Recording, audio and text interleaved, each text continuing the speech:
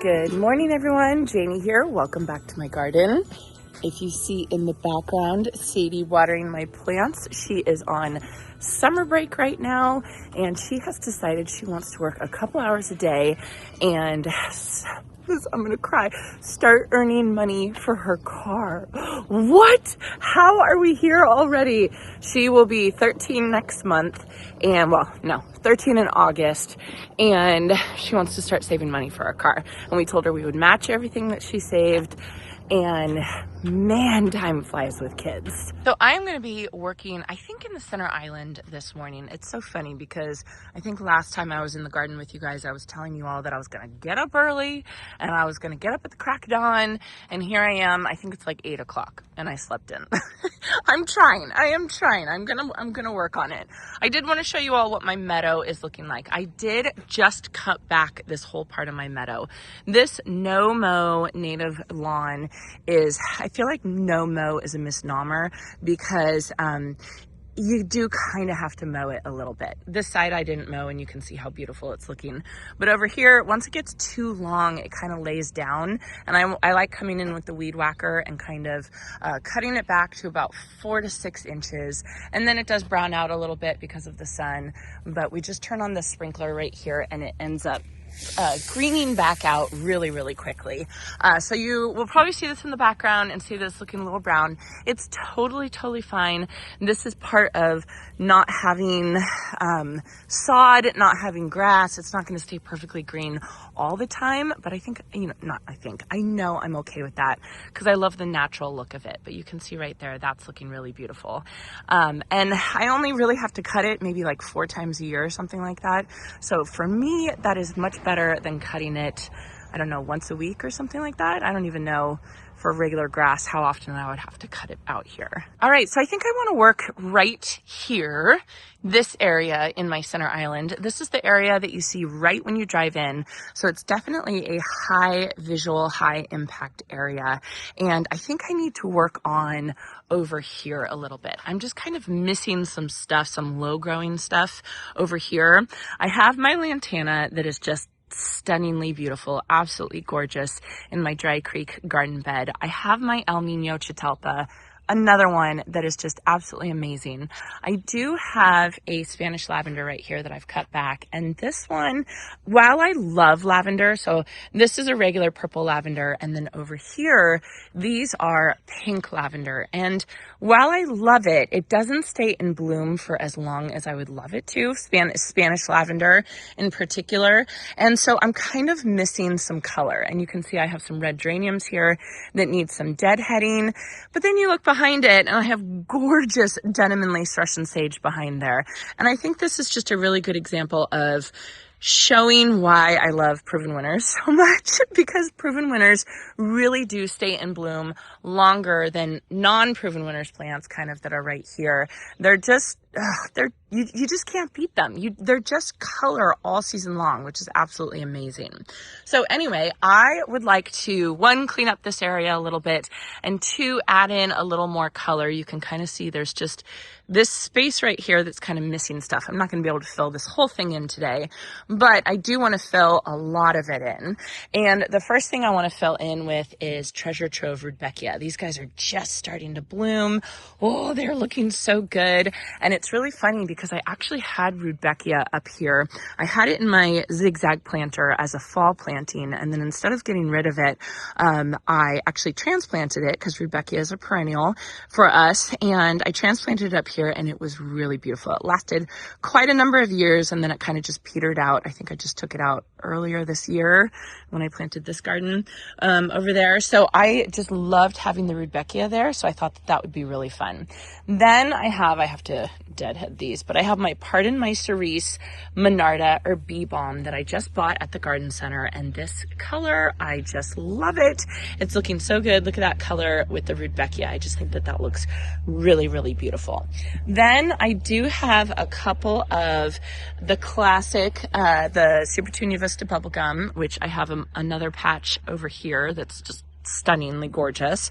And my goal is for this garden bed over here, I really wanted this garden bed to be a red and pink garden bed, and it's really, it needs some TLC right now. So I have the red pelargoniums right here, or geraniums right here.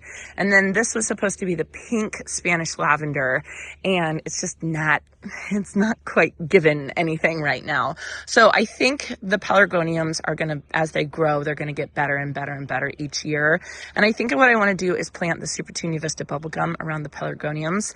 I'm going to leave the pink Spanish lavender, but I'm just going to supplement the pink color that I want here with the bubblegum. And we all know bubblegum is just, it's just absolutely incredible. I do have some cleanup I need to do. I have, this is Augusta lavender heliotrope that's kind of spilling over from here. I planted it over here, and then it's spilling over here, and eventually it just gets so big it just starts kind of fading. So I just kind of have to clean that up a little bit. And then this guy right here, this is a kindly privet that I planted, and my goal is to prune that into a sphere, but I'm kind of letting it grow and fill out. This one right here is not doing as well as this one. Look at how good this one is doing. And so once I start pruning that one, it's going to be really, really beautiful as a sphere and give some structure in this center island. And then of course you all can see my weed collection that I have here. I have weeds absolutely everywhere in my garden this year. It's just one of those years, and I'm totally okay with it. It is, you know, it is what it is. But it makes me feel better because I was talking to Michael Glassman, and he said the weeds in his garden are absolutely insane this year as well. So it's just part of it. It's just one of those years. I just have to kind of stay on top of it. And I'm not expecting perfection. I just, when I come and work in an area, then I can kind of weed it and kind of take care of it. And that's actually, I'm very excited for Sadie to be helping me too, because that's something that she definitely can do. It's just a couple hours of weeding in the morning before it gets hot. Perfect job for a 12, 13-year-old. Do you know what I mean? And teaches her responsibility, and it helps me out.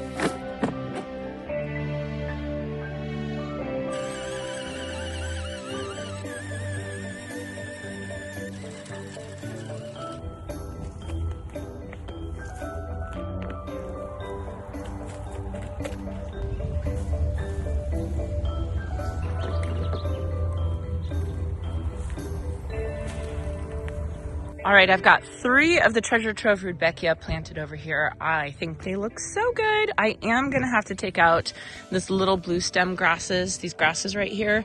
The lantana, it's just taking over, which is great. I love it. Keep taking it over. It looks absolutely beautiful, but they're definitely getting smothered. My totem pole grass, though, is looking absolutely fantastic. I will show you guys probably later in another video, but my totem pole grasses in my zigzag planter are looking so good this year. They needed 1 year in to kind of establish and get rooted in and all that kind of stuff, and now they're getting really tall, and it's really fun. So anyway, I've got the Treasure Trove rudbeckia here, which I think looks great with this lantana. I was going to put the part in my cerise over here kind of in the front, but it was too similar. It's too similar in color to this Royal Cosmos lantana over there, so I decided to move it over to the other side of the Spanish lavender. And then I just did 2 more Treasure Trove rudbeckia. I'm trying to make them not too close to the El Nino Chitelpa, because the El Nino is going to get even bigger than this, if you can believe it. But look at how absolutely gorgeous this is. So it's going to be kind of like a fuchsia red color, fuchsia red pink color, and then the Treasure Trove, the light pink of the El Nino, a little bit more Treasure Trove, and then again with the fuchsia red color. And I think that that'll be really pretty. And if this can rebloom, if this Spanish lavender can rebloom another flush, I'm seeing a couple buds on here and everything like that. I pruned it back after its first flush this year, but if it can reflush again at the same time, oh my goodness, this is going to be beautiful.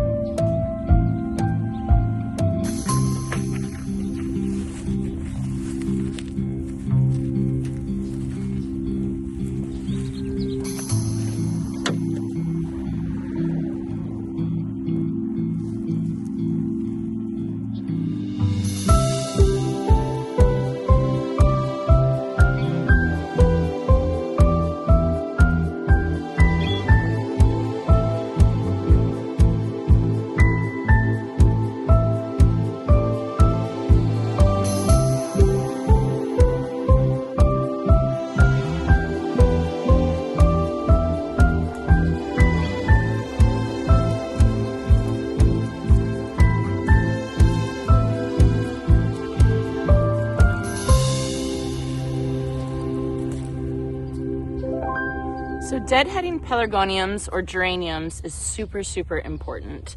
It makes sure that the plant keeps blooming all season long for you. And what you can do is you can come through and just cut off the spent bloom up here. But if you actually follow the stem all the way down to where it attaches to the main branch and actually pop it off, that's actually going to make sure that your geranium or pelargonium stays more compact. And I think it actually looks better because these guys can get really huge and get kind of leggy a little bit. But you can limit that by just deadheading it like this. And it makes it really easy because you don't need pruners. You can just use your hands. It's not my favorite job. It's one of the things that stops me from planting more of these plants. But if you just kind of sit back and enjoy the process, you're going to be happy in the long run. All right, so that looks much better. And because I did that, this plant is going to flush back even better now. All right, I have to say, quite an improvement. Just a little bit of attention to an area can make such a difference. And like I said, oh, there's a plane taking off. Like I said, we come right in through the gates here. So this is a very high visual. We see this every day. I see this when I drive in, and I really should have planted it up a little bit earlier, but I just think it looks really good. So let's see. I planted the Treasure Trove rudbeckia over here in a grouping. Those are going to get about 3 feet wide, so they're definitely going to fill in a lot, and they're going to bloom, and they're extremely floriferous, like lots and lots of blooms.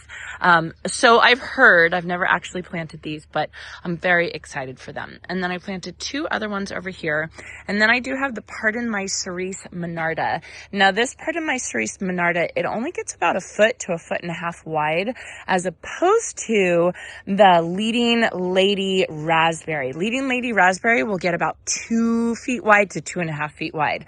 So I was taken aback by the difference in spacing for the different color monarda.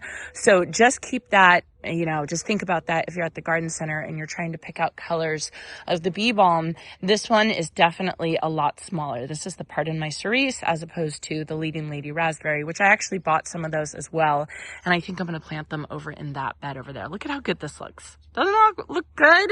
And then, let's see, I deadheaded my pelargoniums. I haven't cut back the pink lavender because I see some blooms on them, and I want to see if I can get another flush pretty quickly of the pink lavender.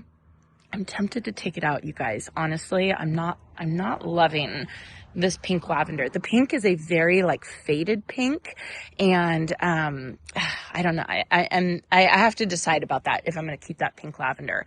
But I did put the Supertunia Vista bubblegum. I decided not to space it in between here because I thought the bubblegum is so vigorous and it just takes over. It would probably climb over these plants. So I decided to keep it down here by the border so it can kind of grow out here, which is exactly what I did over there. I planted way more plants over there. I don't remember how many plants I planted, but you can see I'll have a little patch of the Supertunia Vista bubblegum over there, and then I'll have a little mini patch over here, and I think that that'll be really pretty. So anyway, I think that looks really, really good. I'm very, very happy with this. I do need to get more mulch. I do need to get more rocks for my rock border, but it's just on my list. But I wanted to show you guys my gorilla cart. Look at how full this thing is. That is a sign of a good gardening day. Lots of weeds pulled, lots of the tools that I'm using. I got a lot done today. I got a lot done today in a relatively short period of time, which was great. And real quick, there it is, all watered in. I think it always looks so good when it's watered in, and I think it's because the mulch darkens up a little bit, and that should tell me that I need to get more mulch because it always looks good when I have fresh mulch on. But doesn't this look really, really good? I'm very happy about this today. All right, so I am in my office drinking a little bit of water, cooling off a little bit. I think I'm done outside for today. It's 10 o'clock. It's getting warm already. This is why I need to start early in the morning. I got 2 hours in the garden today, which is great, which is absolutely fantastic. But I would love to do more, and the only thing that's stopping me right now is the heat. And so I just have to get started early. But I was thinking when I was cooling off, what I could do is answer a couple gardening questions from the comment section. I did this last year, and I really, really liked doing it because it was a way to address questions that you guys have and answer some of your comments. And sometimes it's hard to answer gardening questions in the comments section by typing, because it takes a really long time to type and I can't get all the information across that I want to. So hopefully, if you guys like this, hopefully I want to answer some of these questions, you know, at the end of videos like this. So the first question I have is from Celeste to Bee's Garden. This is when I went to Green Acres, Sacramento, and I bought a whole bunch of perennials. Celeste says, did I hear you say Sunjoy Neo isn't a perennial? Did I mishear you? Because it is, isn't it? What am I missing? And yes, it is a perennial, yes. But what I was referring to is that Sunjoy Neo is a shrub. And I think of it as a shrub. It's technically a shrub, but of course, shrubs last year to year. They are perennial. So yes, it is a perennial, but in the classification of plants when you sell like at a garden center or a plant company like Proven Winners, and they classify something like Treasure Trove rudbeckia as a perennial and Sunjoy Neo or Kindly Privet as a shrub. So I just meant that it was a shrub as opposed to like a perennial, herbaceous perennial or something like that. Okay, and then this is random, but I thought it was a fun question. Kimberly says, I always wondered, is Janie a nickname? And if so, what is your full name? So yeah, thanks Kimberly, which is funny because my little sister's name is Kimberly. So Janie is a nickname. My real name, my true name is Jane Elizabeth Santos. Jane Elizabeth Krebs is my maiden name. But my mom is a big Jane Austen fan, and so I have a very Victorian name, Jane Elizabeth. But I have been called Janie my whole entire life. I don't remember being called Jane except for when I got in trouble. My grandmother would say Jane Elizabeth, and then I would know I was in trouble. So yes, Janie is technically a nickname, but it's one of those nicknames that feels like it's my real name. I did go by Jane when I worked as a physical therapist because it was easier for people who couldn't hear very well, you know. I would work with like kind of a lot of elderly people, and it was just easier for me to say Jane because Jane is a much more common name than Janie. So yes, Janie is a nickname. And then last question I'll answer today is from Michelle. And Michelle, this was the video that I did with Greg with that gorgeous garden tour last Friday that I posted last Friday. Absolutely gorgeous. Michelle says, stunning garden. I love the rock structure of Granite Bay. Me too. Quick question, Janie, when you talk about fertilizing using the water soluble one, do you just use it on your annuals or do you use it on your whole yard? Great question, Michelle. I use water soluble fertilizer on annuals only. I try and do annuals only. Now, if it's a perennial that is a temperennial for us, and maybe if it's a like a monster plant from Proven Winners and it's a perennial that blooms all season long, I might hit it with some water soluble fertilizer just to keep it blooming for a really long time. But water soluble fertilizer is a synthetic fertilizer and it fertilizes just the plants. So basically it's just going straight to the plants. It's only fertilizing the plants. It doesn't do anything for the soil or anything like that. And you can overdo that with perennials and with shrubs. So I try and just limit it to the plants that really need that extra fertilizer, that synthetic fertilizer, which are mainly annuals that bloom. You plant them, they bloom all season long, and then they pretty much die because of cold at the end of the season. So yeah, it's pretty much all my annuals only. Okay, so let me know if you guys like this, me answering gardening questions. I love answering gardening questions. It's a really fun thing to do. For those of you who don't know, I am a master gardener, and I think when I have more time, I think I probably would want to like do the telephone line. They have a phone line where people can call in and ask questions, or go to the farmer's market and sit at a booth and answer gardening questions. I think that would be really fun. I don't have time for that. So instead with my master gardeners, for master gardeners, you have to do community outreach a certain number of hours per year to maintain your status as a master gardener. And what I do is I do talks. I do Zoom talks, and I do that every, a couple times a year, probably 3, 4, 5 times a year, something like that. And just the prep work, making the PowerPoint presentation and doing the presentation, that is enough for the amount of hours that I have to do for my master gardeners. And they're open to the public, so if you guys ever want to go, I think I'm doing one next Thursday. Let me check. Yeah, next Thursday at 3 p.m. So Thursday, June 25th at 3 p.m. Pacific time, I have a Master Gardener's presentation, and it's going to be on creating a 12-month garden. So I don't have the link to it yet, but I will definitely post it in a later date. And on that note, I do have a meetup, an event at Summer Winds in Campbell, California, which is kind of in the Bay Area. And that is on June 27th at 10 a.m. And that's going to be really fun. And I think we're going to have a really great turnout.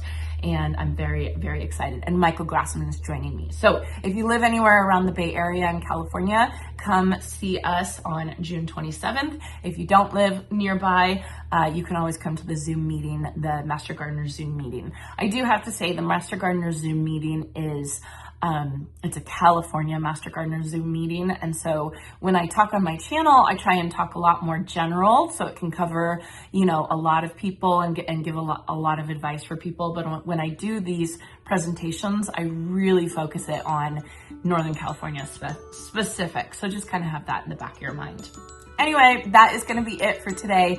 Thank you all so much for joining me. I hope you enjoyed this, and I hope you all have a chance to get in your garden today.